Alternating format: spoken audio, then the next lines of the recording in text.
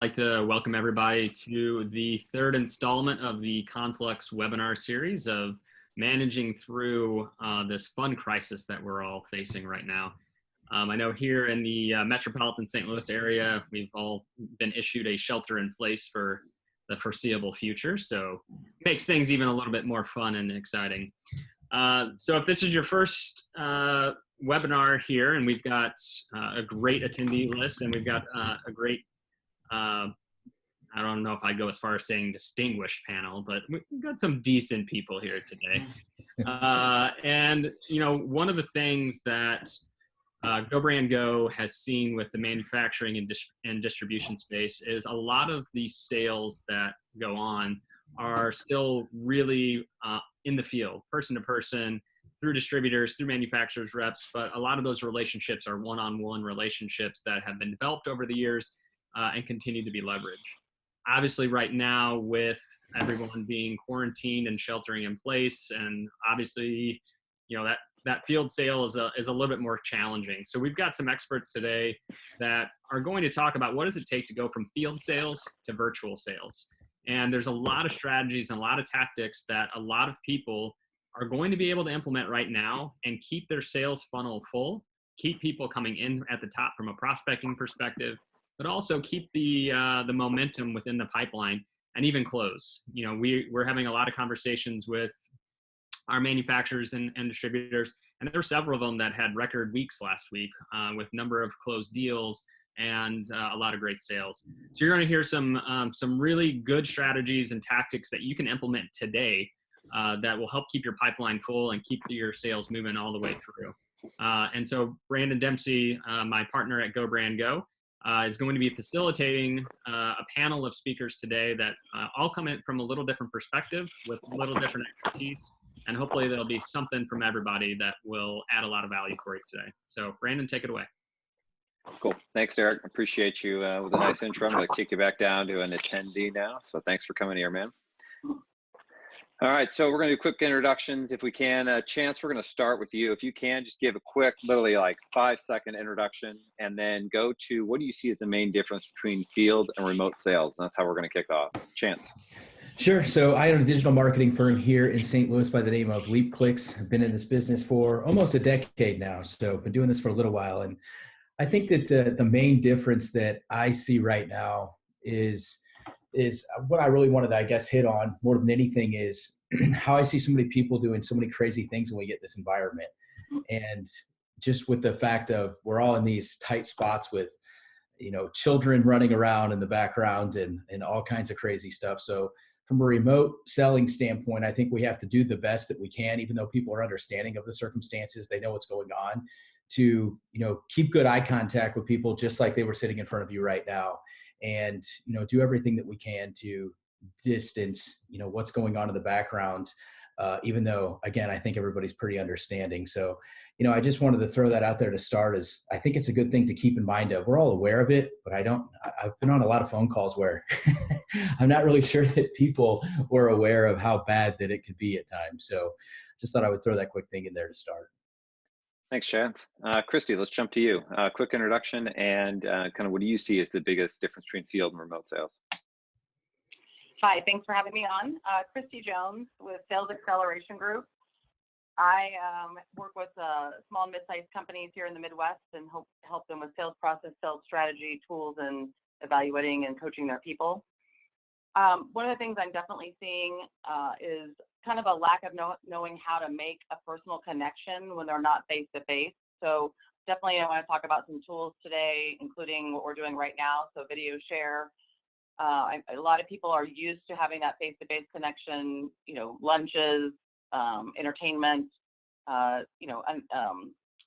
connecting with the office staff, those type of things. So really figuring out how to make, and again, right now, an empathetic personal connection. So heavy on the empathy right now. So an empathetic personal connection over phone or email and video if possible. Thanks, Christy. Jeff, let's jump over to you. Quick introduction, and then what do you see as biggest difference? And I know, I mean, your firm does like thousands of remote sales per year, and you also I've seen do some field sales, I know, in conjunction with Go Brand Go. So just curious what you see as the biggest difference. here.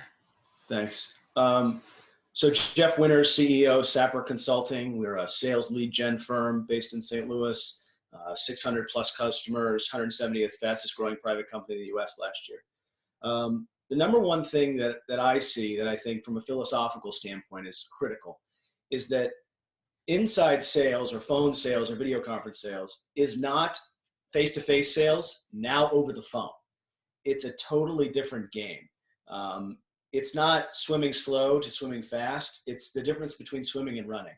And those that embrace that it's a totally different sort of philosophy and necessarily then adapt their tactics will be well positioned to take advantage. So that's my 2 cents. So let's start with some of the nuts and bolts. Christy, I'm going to go to you first. Curious from a technology standpoint, Christy, what do you recommend for in a virtual setting when it comes to sales? Yeah, so a few tools are going to be necessary. Obviously, we're going to need to still rely on our CRM system. So, and I always say CRM hygiene is going to be even more critical potentially now because other people, you're not going to be in the same space with your coworkers. So making sure you're putting your notes in the CRM system so everybody's on the same page about communication that you have had with prospects and clients. You're absolutely going to probably need LinkedIn Navigator. So if you're not used to doing some social selling over LinkedIn, now's the time to get comfortable. There'll be a few side tips there probably later on about social selling, but LinkedIn Navigator is going to become a good friend of yours. You're definitely going to want video. So again, whether that be Zoom, whether that be Vidyard, whether that be GoToMeeting, WebEx, video is going to become critical here. I also think, again, if you're outbound prospecting versus trying to maintain relationships with clients, you're going to need a good list broker. So you're going to need a Zoom or a DiscoverOrg or some sort of how are we getting that list and how are we going to be outbound prospecting. So I think the most important tools in the toolbox now that you might not have already had would be LinkedIn Navigator, as well as a video platform of some sort. Thanks, Christy. Chance, let's jump to you. Any specific tools you're using right now, have spun up, or tools you found to be really reliable besides the ones that Christy's talked about? Sorry about that. I was still muted. Not necessarily for me. She just hit on some great ones, and I'm actually writing down a couple that she mentioned. So I don't think that I'm using anything specifically at this time outside of what was just mentioned. Awesome. Jeff, we'll jump over to you. Yeah, so I think one that's an idea of a tool set or a piece of your tool stack that'd be really important is call recording. So we use call recording conversational intelligence tools to ensure that if you're potentially you're going from not only being field sales, but to going to remote or inside sales. And then you have managers too, who are managing and owners of companies who are managing that. So in order to keep tight accountability, we've gone and flexed to call recording to call coach. And I think that could be a really nice tool in the toolkit of not only sales folks in order to ensure they're getting the best practice, but also for sales managers to ensure accountability across the board.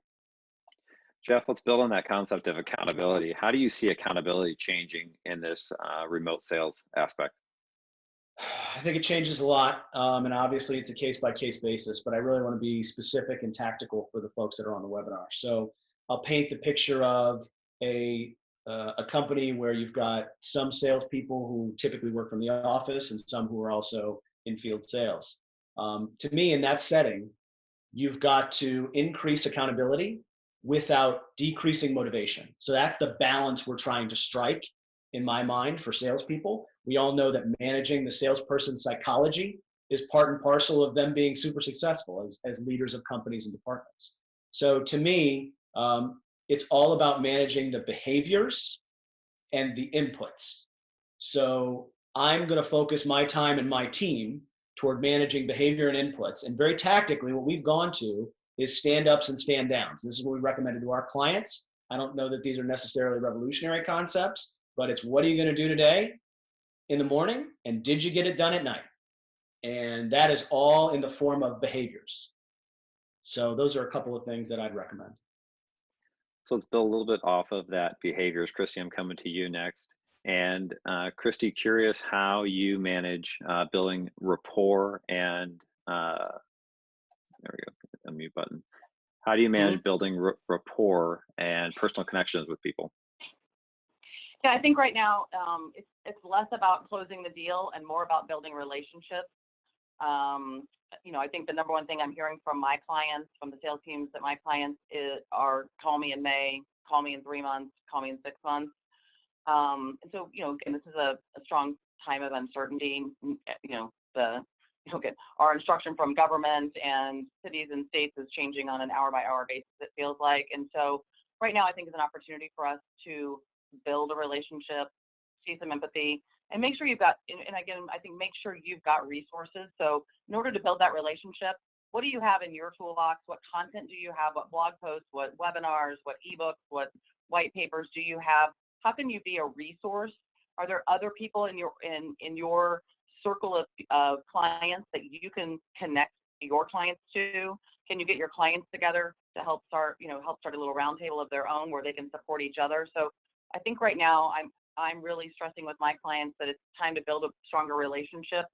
You're, again, used to doing this face to face, but you can do this over the phone. You have that face to face connection. You've seen most of your clients, some of your prospects. And so I would think to yourself, how can I be a resource for them? Whether that means I'm making an introduction to another client that might be able to use their product or service or to connect with them for another reason, or do I have content resources that would be valuable at this point in time? Yeah, Christy, I can tell you, we build off of that. You come back to your sales, your LinkedIn Navigator. I can tell you, we do a lot of our remote sales with GoBrand Go. About half our revenue is outside St. Louis, and we utilize our LinkedIn feed and go through it and ask specific questions off that, as well as looking at their Facebook feed or any other social media. So anything we can do, from what college they went to what degree they studied, just to get some rapport building or some conversation going. And we find that it's really easy to get that information and then start there. Great. Jeff, let's jump over to you real quick. I know you guys use a lot of sales insight. How do you guys spark conversation and spark that personal connection with people when you're just on getting to know them for the first time? Yeah, I want to go back to something Christy said, because I think it was an interesting point, and I may just want to push back just a smidge. So I'll share this. I think that from a sales standpoint, look, broadly speaking, we're all trying to do the same thing. We're all trying to balance the empathy necessary for the time with our people, with our outreach, with our customers, with also like staying in the race and doing business. And to me, where that goes is you overlay sort of your sales process and methodology with whatever industry your client is in. And I just don't think that treating all industries the same from a sales standpoint is very wise right now. So what we've done is we've broken industries into really 3 buckets. Those that are, materially disproportionately impacted by this, who are never going to become customers right now. Then you've got a subset of customers who are moderately affected by this, and it's sort of a nuance based on their own particular business. And then you have people in this situation who are thriving.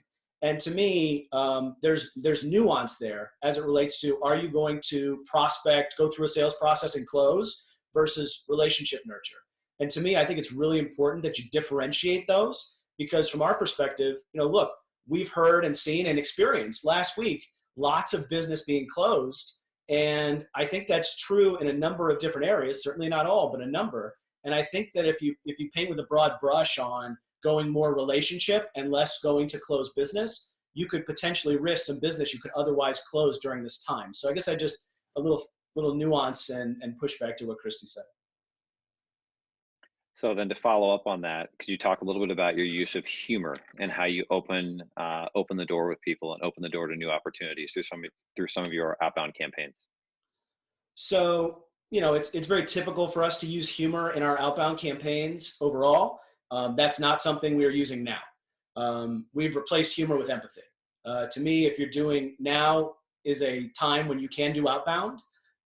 Now is a time when, in many cases, you should do outbound, and it's just about how you do it. So to me, the framework is threefold. If you're doing outbound prospecting, number one, you lead with empathy on all messages. First in the sequence, second in the sequence, whatever email you're doing, you're leading with empathy or some empathetic phrase.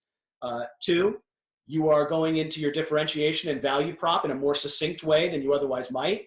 And then 3rd, as opposed to asking for a meeting or a conversation in the near term, you spread it out for an option for the near term, and then also follow out and then also a little bit further out. So that would be my sort of 3-step framework for outbound prospecting in today's day and age. So if that's, thank you, Jeff. So Chance, I'm coming to you next. So if we look at outbound prospecting being what Jeff is focused on, which is largely email. Chance, I know you work on a lot of inbound prospecting. Can you talk about some of the tools you see that are still viable from an inbound standpoint that people should be looking at to still keep a steady stream of new opportunities coming, and or what they should be investing now so that when this is over, there's going to be an opportunity to capture those. And then you're going to have to unmute yourself because it's not letting me unmute you, my friend. Good. All right, can you hear me? Perfect. So I would double down on what Jeff said, and we did something very similar where we have really built buckets, and we also have clients that are absolutely thriving right now. We've got a $150 million medical supply company that the CEO's had his phone ringing from the White House pretty much every day right now because they manufacture pieces of these testing tubes. And they've doubled down their budget in the last 2 weeks and just exploding, and probably going to end up with one of their biggest quarters in the history of the company. So, what we're doing with a lot of our clients, I mean, we're all over the place as well. We've got clients that are completely shut down, to clients that are, kind of in the no man's land where a lot of us kind of find ourselves, some good, some bad. And then we have the clients that are thriving. So with our clients that aren't thriving, because those are the easy ones, right? We're shifting from a lot more short-term tactics to more long-term plays. So, in digital marketing, a lot of pay-per-click, outbound, things like that. Those types of I shouldn't say outbound, pay-per-click and just running ads in general, specifically on Google, has been scaled back quite a bit.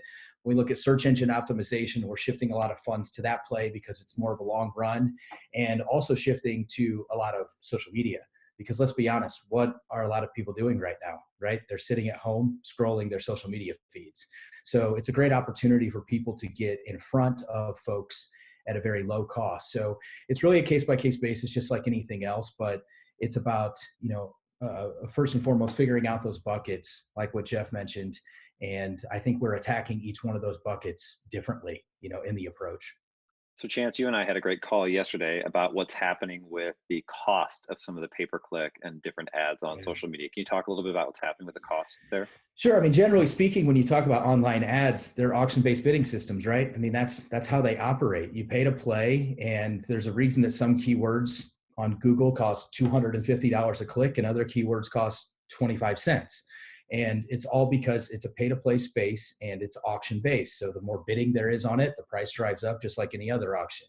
And, we're seeing a lot of niches where, prices are falling through the floor. So it's creating an opportunity for some businesses that I believe are well positioned from a cash flow standpoint that feel strongly about weathering this storm to essentially double down, or maybe not actually take ads live at this very second, but start to build out their campaigns for how they're going to attack as soon as we get on the other side of it.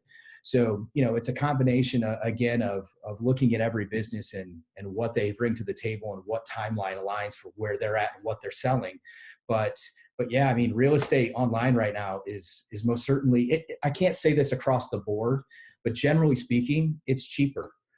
Now is the time to, if you can, push on the gas pedal to push. Thanks, Chance. Chris, I'm going to come to you with a different question, and that is, should people even be talking about coronavirus in their prospecting and in their sales meetings now? Yeah, absolutely. It's the elephant in the room, right? I mean, and people want to know, like, I want to make sure, and I said to my clients, like, you got to use it. COVID-19, Corona, uncertain times, scary, change, whatever you want to say, to acknowledge that we're not using old cadences, as I said.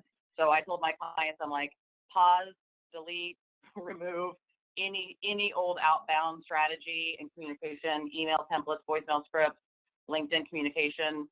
You have got to acknowledge that. It seems insensitive not to. So I think this is just hey, listen, I understand that these are unusual times. As Jeff said, sometimes we need to, it's definitely not business as usual. We need to acknowledge that. Some people are faring better than others. But yes, you must call it what it is, and you must acknowledge the elephant in the room. Jeff, how about yourself? In your guys' outbound communication, are you talking about COVID-19 or coronavirus? Not using those words, but I think exactly what Christy said is right. I mean, acknowledging the situation. Difficult times, challenging times, unprecedented times, things like that we are using. Not to say that I would be necessarily against using COVID-19 or coronavirus as a phrase or words. It's just not, it's not something that we're out with at this time.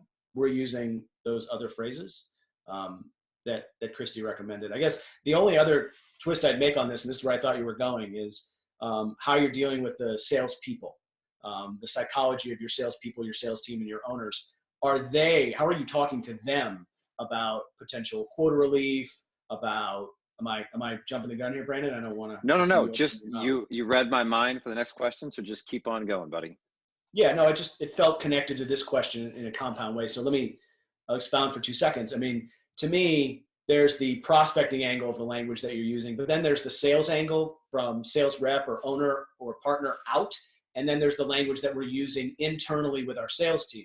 Because I think from a leadership standpoint, you're in this odd situation of we have a lot of unknowns in terms of how our sales are going to perform. Do we want to enable our sales reps or teams to feel like they don't have to hit their numbers? I think that's a reality that a lot of businesses are facing right now. And I'll just share my thought on it. I think that you must acknowledge, Christy's point, it's the elephant in the room. You cannot expect to go into a room full of salespeople and say, we're going to hit our numbers because it's business as usual. That won't fly. It needs to be acknowledged. It needs to be acknowledged that these are challenging times. And then to me, you must do two things. Number one, you must promise that you're going to regularly evaluate your quotas on a weekly, every 2 week, whatever the basis is, to ensure that there's honesty in the business. That's number one. And number two, you must share with them best practice objection handling mechanisms in order to ensure two things. Number one, that they are not pushing too hard on companies where you should have a great deal more empathy and shouldn't be clients right now, because we owe it to ourselves and our businesses as a great global business citizen.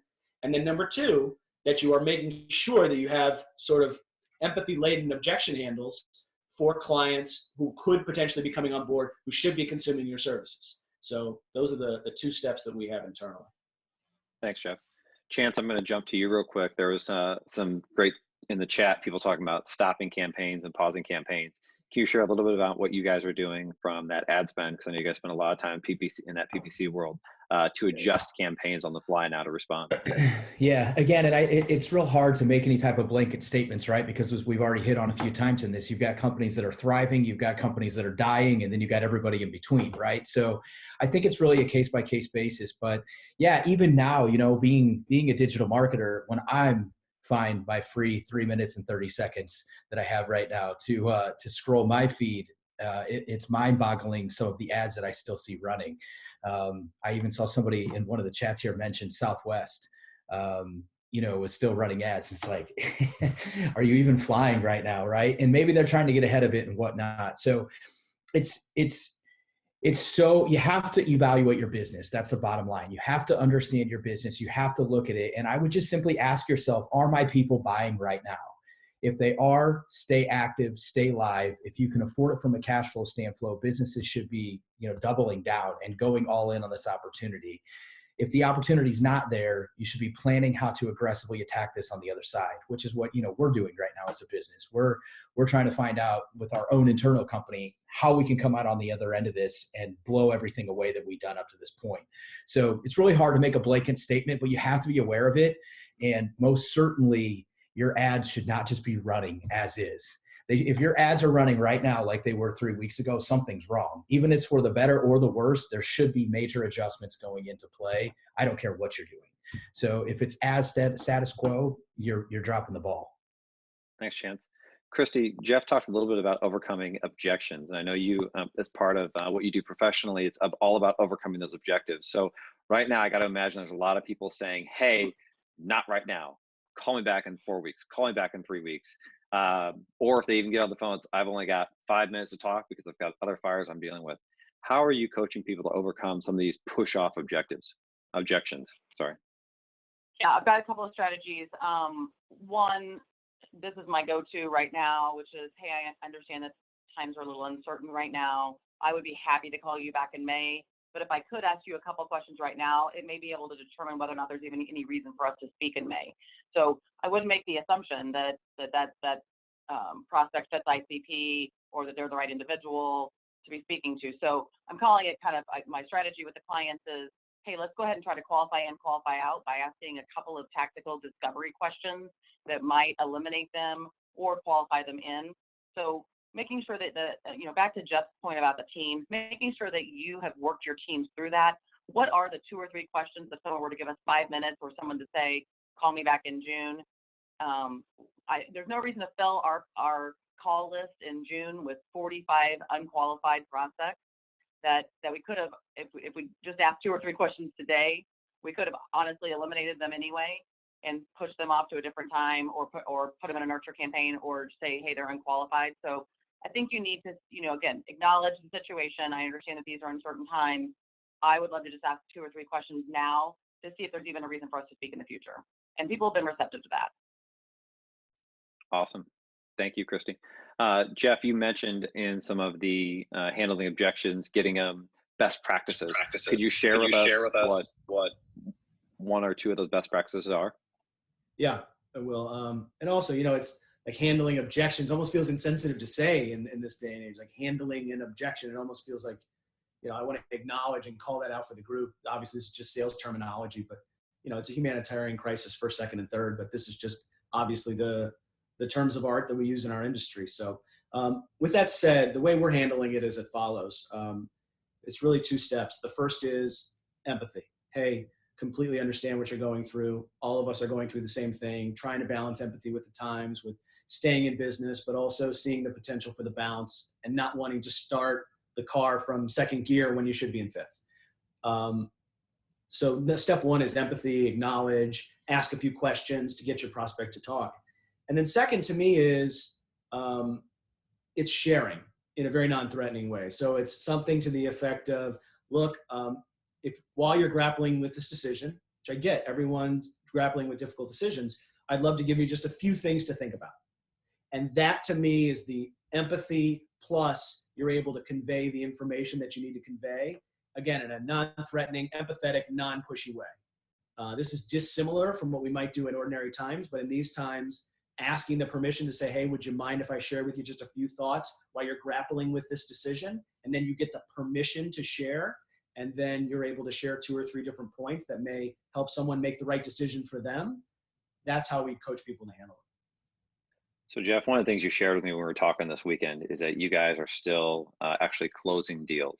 So I'm curious, could you talk, you're doing something magical right now where you have deals in a pipeline and yet they're still closing. And you closed deals last week in the middle of craziness. Can you share with us a little bit of your secret sauce and how you're still getting deals across the line that aren't just initial conversations, but have been through proposal, they've been through review, they've been through all the other steps they need to go through, and now it's just a matter of getting the deal, signed and inked. How are you still getting deals done? Well, there's a few things there. The first, I just want to call out the nuance of our business and also the nuance of the customers that are signing. Customers that are signing are not customers that have been devastated by this crisis. They are customers that are sort of in the middle and those that are thriving. So I want to say that up front. And frankly, we have a directive to our team who don't sell anyone where, things are going horribly for them. Like, we're not going to do that. We're not going to push those deals. So I want to share that first and foremost. But secondly, what we're doing is we are continuing to run our sales process. So we have a very regimented sales process. We're continuing to run our sales process, and we are on a get deals in the door mode. That's where we are. And when others call me and those that I talk to, like, that's where I think I would recommend and counsel people to be. Get the orders in. You may have to discount. You may have to do unnatural deliverables. You may have to do unnatural terms. Like, to me, now is not the time to be steadfast on old contractual thoughts, theories, and notions. Now is the time to get orders in the door and deliver for these people like there's no tomorrow. So they're thrilled to go back to what would be ordinary times, pricing, terms, conditions, etc., when things, God willing, improve. Thanks, Jeff. Chance, I'm going to come to you. Can you share a little bit about what you guys are doing in terms of, just focus on getting deals in the door? You and I had a great conversation this weekend about value, and the name of the game is all about value for clients. Can you share a little bit about what you're doing from a value standpoint so that you still got the opportunity to keep servicing those clients? Because a big part of sales right now is just not losing the client, right? Right. Yeah. And I'd want to follow up with what Jeff said. I closed a retainer yesterday, and I actually have the largest retainer that we've ever had in play that's still fully moving forward. They started with a few agencies, and it's really ours or nobody's that's going through. And hopefully the proposal will go through on Friday. So it's not dead out there. I would also say what Jeff said. I mean, that the key is that I'm not signing up any gyms right now, right? Like a chain of gyms is they're shut down. I mean, they're literally not making a dollar. So I think it's all case by case basis and understanding it. But yeah, from a value standpoint, I think that this webinar and what you guys are doing at Go Brand Go is a perfect example of putting these together and providing value. We're talking to every single client that we've had. I don't have a scalability to talk to every single client, but all of our, A-tier clients we've all talked to them. I'm working through all B-tier clients. And I think that that's the name of the game is communication right now and providing value in any way that you can. That could be helping them draft an email of what they're going to send to their clients. I mean, I talked to one of my clients today that hadn't even done that yet. I'm like, okay, guys, like we're way behind. We need to get this done right now. So anything that you can do, whether it's craft the email, I mean, to us right now, I think that as business owners and working with business owners, we are here to help each other. Like we have got to keep each other alive. And for us, I don't really care what it is. Obviously, we're digital marketers. That's what we want to do. That's what we want to help with. But if there's something that's one off from that and we can provide value in some type of way, we're going to do it. So it could be anything. We're putting a banner on the top of a website that's saying, this is how we're handling the times. We've got a lot of businesses that are service-based that go into people's houses. This is how we're handling it. The same stuff we're seeing everywhere else, but just making sure that the message is getting out of there. This is out there. This is what we're doing. These are the actions that we're taking. So, we're trying to do anything that we possibly can on top of the obvious of staying alive in the data, right? And what is not going well, and making sure that we're pulling the plug on that, pivoting to what can work, or pausing everything and using their investment and their retainer to restructure the other side of this. So it's a combination of all the above. Thanks, Chance. Christy, let's jump over to you with, we had a question from the audience that was similar to one of the questions I had, which is about the extent of the sales cycle. And curious, I mean, you work with companies that are both in more field traditional sales as well as companies that are in virtual sales. Can you talk about any differences you see in the sales cycle for these companies? Yeah, I mean, again, I'm kind of with the group here. I think it's going to depend on where the companies are at, what industry they're in, how they've been impacted. But here's what I would say. Holding the prospects accountable, we talked about accountability with the sales team. It doesn't differ with prospects. So are we making sure that we're not getting off the current call until we have the next call scheduled? Does everybody have homework? Do we know what the next step is? Can we do it in 3 days instead of in 3 weeks? So, I think sales reps sometimes struggle with what I call controlling the sales cycle. Sometimes they advocate that to the prospect.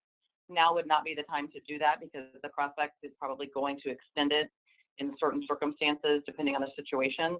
So what are the small milestones? So again, maybe before we were looking for kind of bigger leaps, but what are the little small milestones? I would say more frequent communication during the sales cycle rather than less is going to be better. Can we give them a resource in between? Can we send them something of value between today's call and Thursday's call that might resonate with them? So, I saw the question. I can't give a blanket statement that it's going to be shorter or longer or exponentially longer. What I would say is, if you have not been used to controlling the sales cycle up until this point, this is a skill that needs to be adjusted quickly, and you need to make sure that you're holding the prospects accountable to the homework you've given them, the homework they've given you, and what's the next step that we've all agreed on, and getting that in a firm follow-up appointment. Thanks, Christy. Jeff, I can see you over there ready just to get after this one. I think it's a really good point, and I want to build off a few things Christy said. First of all, I agree. You can't broad brush. Sales cycle is going to be longer, shorter. I think on balance, they're probably going to be longer. If I think we probably all agree, like you're going to get pushes. We're all starting to see pushes. But on the other side of that, when Christy talks about controlling the sales cycle, to me, A, that's more important, and B, you have more time to do it right now.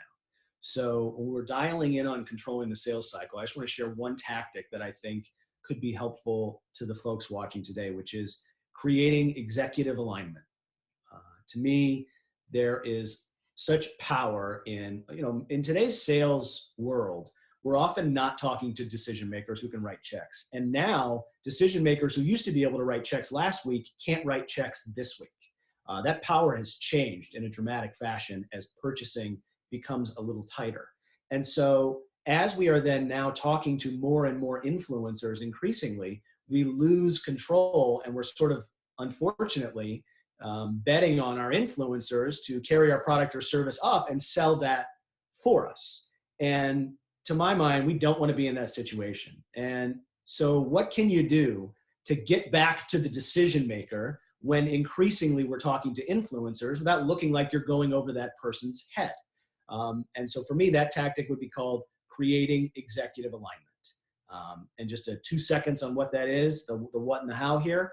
The what is, thanks Brandon for the feedback. The what is having a person who's higher than you at your company's hierarchy connect with someone who's higher than the person you're talking to at that company's hierarchy. And so that's the what.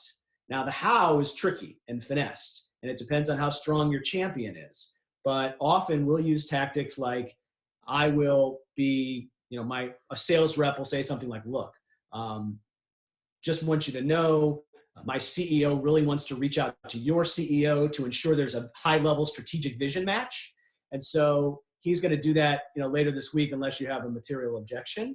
And then I'll reach out to the CEO of our prospect and say, look, I know that so-and-so from our team's working with so-and-so from your team. They're having an amazing discussion on the ground, the implementations, the pain solve. I'd love to connect with you for a few minutes to talk about high level. Is there a vision match? Is there a strategic match here? So that we can connect with the decision maker without sort of going over the influencer's head. And that was a lot, but I think that's a tactic that can be more useful now as we have more influencer discussions. And quite frankly, as our executives like me have more time to spend and more focus needed on net new sales. Well, I think, Jeff, what you're talking about there is a concept that works really, really well in traditional sales, but a lot of times we get to be lazy and maybe not have to put that much effort into it because we can just allow the champion to carry it up and make that decision. Whereas now we can't rely on that. Curious, Chance, your thoughts on this? Yeah, I would just add that this is not as detail oriented or granular as Jeff just went on this, but I think that, he hit the nail on the head in the fact that the sales cycle is going to be longer, and Christy just alluded to it as well. I think generally speaking, they're going to be longer. It's going to be more hurdles to get over. And I think that we all have to reevaluate what our sales cycle looks like. I'm very systematic. It's step 1, 2, 3, 4, 5, 6. And I know exactly what it's going to be with every single prospect, and wherever it falls apart or it closes, but it's that process. I think that now we have to over communicate, right? Because it is going to be longer. It is going to take more time. It's going to take more effort. So, I know that I yesterday actually broke down and added phases into my sales cycle. And quite honestly, I'm not reinventing the wheel here, but they're touch points. They're really touch points more than anything else. I'm not doing a whole different process, but I think that communication is going to have to be a little more fluid and a little more consistent as we work through the sales process or even prospecting process with folks and businesses. Thanks, Chance. Christy, I'm going to jump over to you.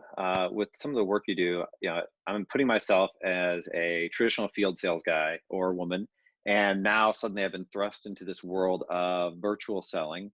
What are some quick things that I should be looking at, I should be thinking about as I try to adjust to, oh my gosh, I'm now talking and communicating to people through a computer where I used to be able to go there. I used to be able to walk into a shop and talk to somebody, or walk into a manufacturing place.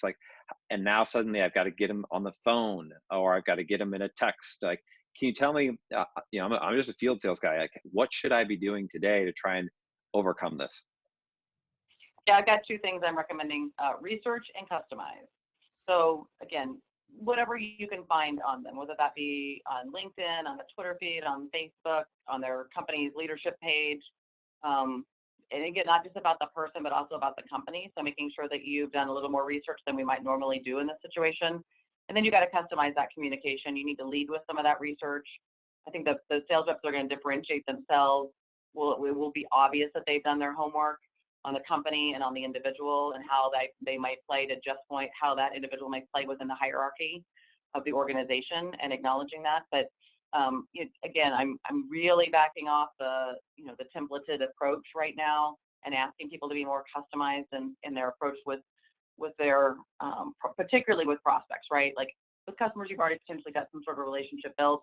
But if you're going in to prospect, a company that you may think actually could use the help right now for a variety of reasons, going in, having done your homework and looking at the educated rep, I think is going to go a long way right now. And then customizing that communication based on research and how you think you can specifically help them and their organization.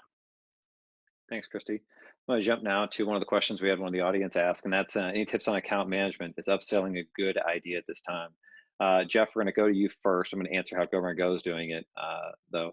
And the way Go Brand Go is doing it right now is saying, okay, we're not going to try to upsell anything and put any proposals in front of existing customers. But right now, the name of the game is value. And what do we have to do as an organization to provide and show value to these companies? So one example, like Chance said, are these webinars.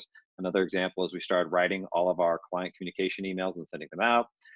Another example is we started brainstorming with clients. Okay, what can you do now to help show value in this space? So I think the name of the game is value. And when companies are looking at, okay, what are we going to cut and what are we going to keep?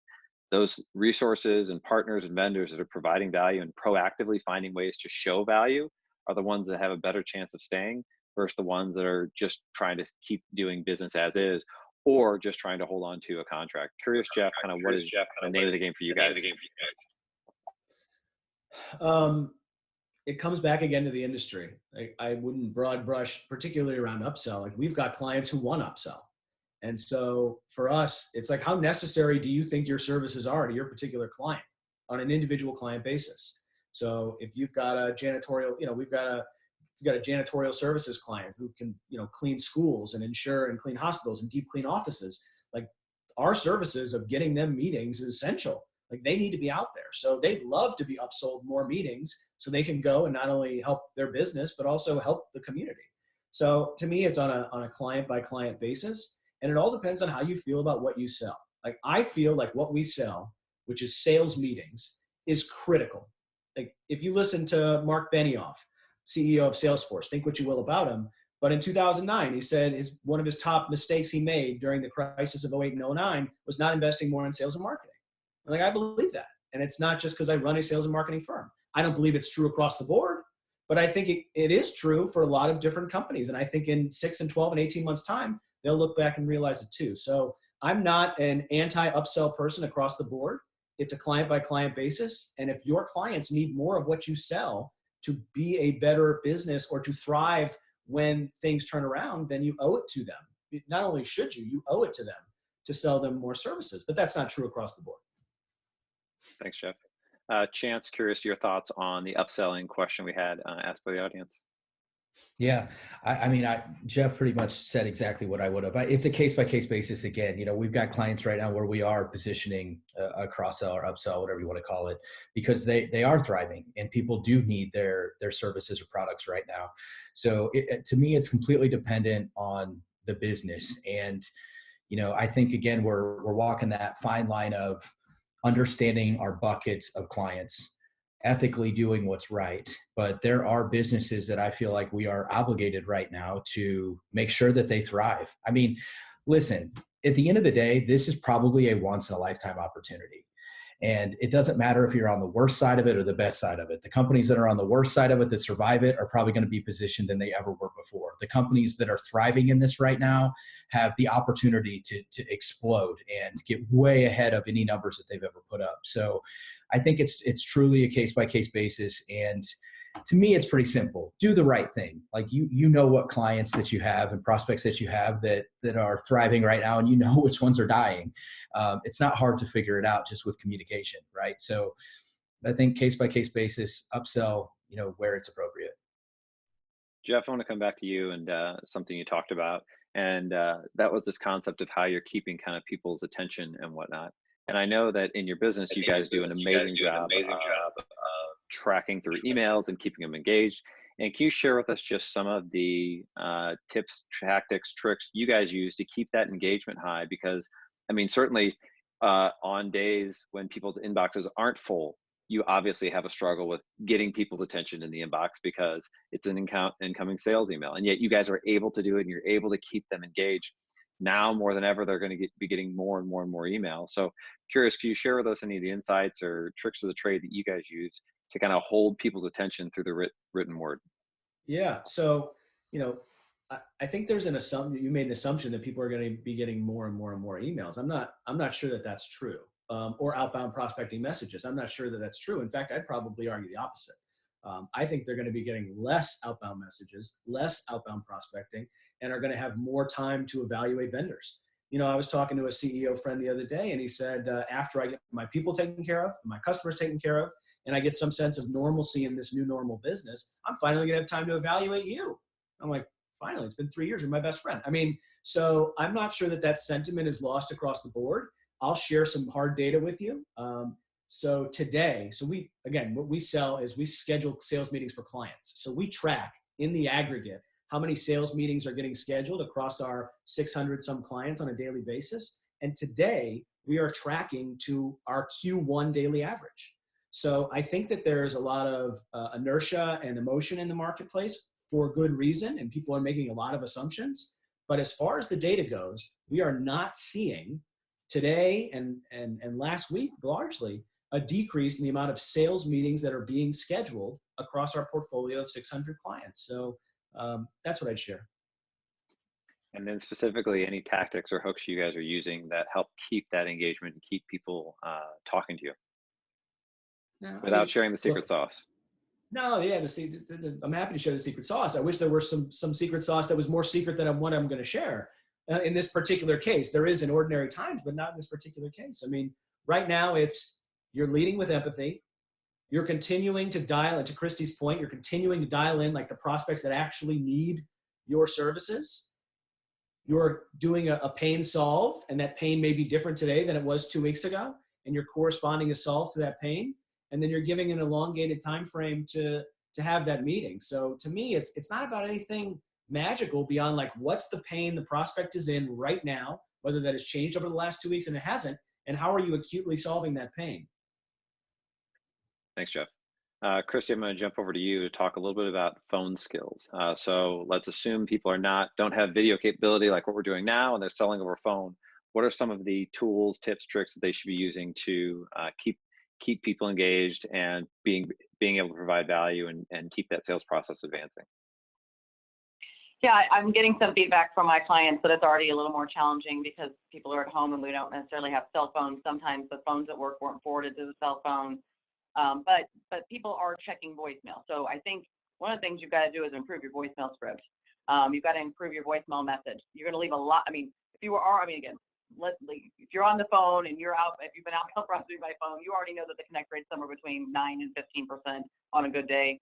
That just got a lot harder. So what's the compelling message? I say to my folks, you got 17 seconds.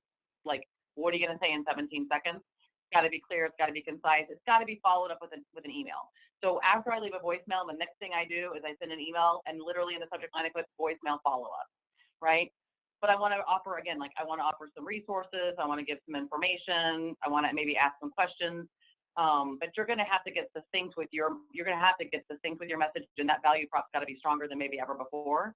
And you've got less time to leave it, but you've got to also follow that up. You can't just be using the phone and not using email or LinkedIn. And Jeff would probably agree with this. Like when you put a sequence together, it's a lot of different touches. It's everything together. It's kind of a combination of everything you're using that makes something successful. People always say to me, well, is it video or phone or email or LinkedIn messaging? Which one works the best? I go, it's not any one of those. It's the combination of everything. So don't abandon anything. Don't abandon any one thing. If anything, incorporate more communication methodologies than you have before. Thanks, Christy. Chance, I'm going to jump over to you. You guys do all your sale. You work with your clients, helping them sell all online. Could you share with us what are some of the tools, tips, tricks, whatever, that you guys use currently with existing clients to help them get people to fill out contact forms and get people to download information? What do you guys do to get people to engage in the customers that you guys are serving? Sure. Yeah, no, I think this is just old school marketing 101. It all comes back to the value proposition, right? So what value are you providing? What makes you different? And working off of that and different variations of it. So, I don't think that, kind of like, you were asking Jeff, what's the magic sauce? I'm not sure there's a magic sauce to this either. I think it's a case by case basis and understanding the business, but ultimately, what is the value proposition? What makes you different? I've got a couple clients right now that are really struggling to get over this hump because they can't come up with their separator. So we're trying to coach them to work that through that for them. But you know, again, case by case basis, and even more so. I know you're not talking about these times right now, but I think this is when businesses really need to take a look at if they are opportunistic in this mode that we are in right now. It's more important to hammer down on that value proposition and the problems that they're solving and the pain points of their prospects right now. So it's a good time for businesses to reevaluate that can benefit from the circumstances. Thanks, Chance. Jeff, over to you. Question for the panel as you see it now. I mean, you're a guy that I know reads a ton of stuff. I know you were prepped for this call. What question do you have for this panel here? Can I make a statement first? Shoot. Thanks. So I want to go back to something Christy said, and I want to back it up with some data because she was spot on, and I think people need to know this. The first is she's exactly right. There's actually a term for the phone call email. It's called a double tap. A double tap. And in a study of 300 million cadences, what this data researcher found was that you should have on average 3 of those inside of a 45-day sequence. 3 times inside of a 45-day sequence, you should call email. You should call email. It's called a double tap. And so I think that's a really good tactical thing to put in your toolkit in these times or other. The second thing I'll share from that same study is Christy's absolutely right. The best sequences are multi-channel. Unfortunately, we just don't have time to multi-channel every prospect. Just not feasible. So if you're going to do one channel, you do email, according to this study. According to this study, if you do phone only, you will lose, I think it's like 25% in terms of effectiveness versus email only. So this is just data. I'm just reporting the news here. I think it's really important for team and folks listening to know from a pure data prospecting standpoint, those are 2 things to keep in the back of your head. And now a question for the panel.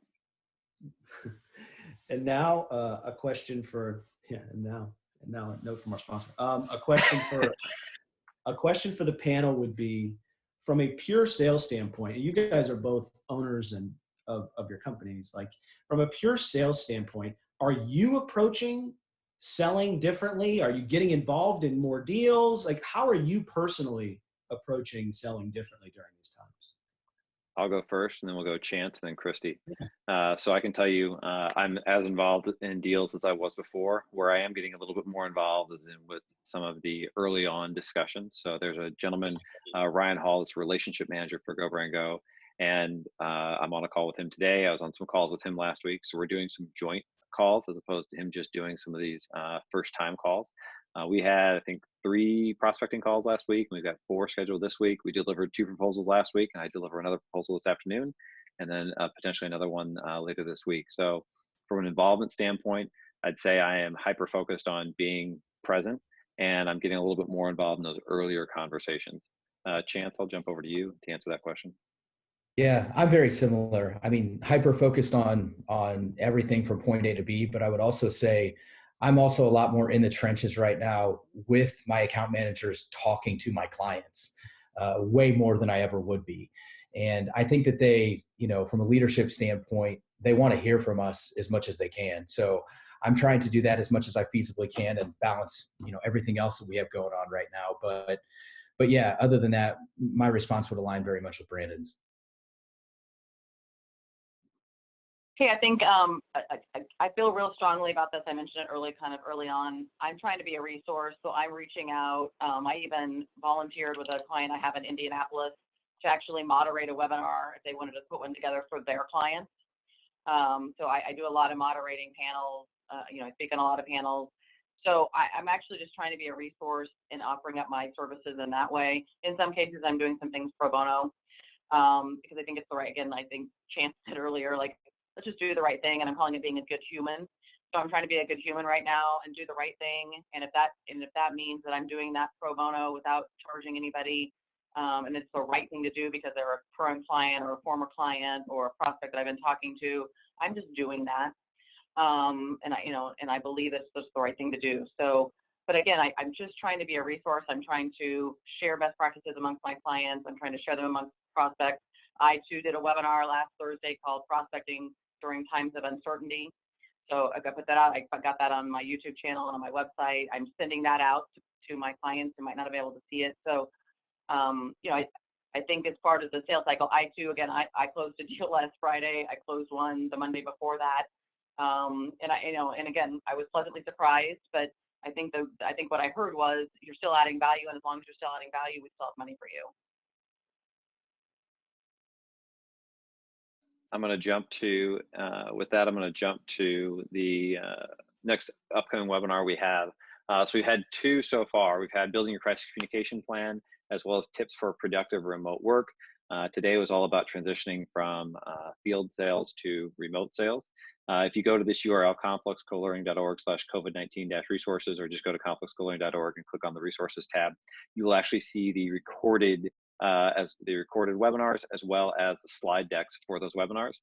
This webinar is getting recorded. We will upload it to YouTube, and we will have it on this template here as well. And to Christy, Jeff, and Chance, I just wanted to say a huge thank you for jumping on last minute. I know, Christy, you and I were talking as you were in the car Friday night driving. Chance, you and I were talking this weekend. Jeff, you and I talked last week. So just your willingness to jump on at such a short notice and provide some value to people here, I think it's just fantastic and a testament to the types of human beings all of you are. So thank you for jumping on. Thank you for everybody else watching today, and good luck out there.